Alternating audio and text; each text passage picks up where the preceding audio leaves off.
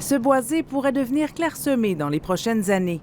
200 arbres du parc du Bois de Coulonges sont menacés par la grille du frêne. On va diminuer la canopée. La canopée, c'est la projection de la cime au sol. En diminuant ça, on va augmenter, autrement dit, l'effet d'îlot de chaleur. Même les paysages vont changer énormément. Même si la lutte s'avère difficile, les chercheurs persévèrent. Ce matin, on fait une démonstration de lâcher de parasitoïdes.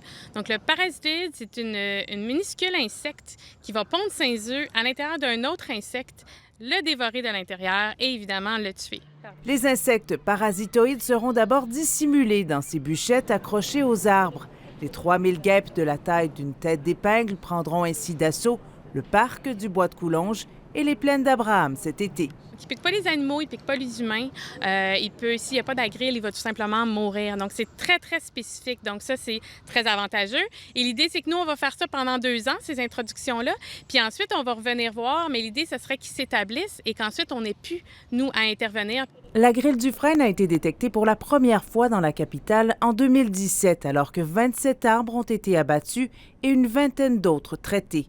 L'année suivante, plus de 1000 arbres ont été abattus et autant ont été traités.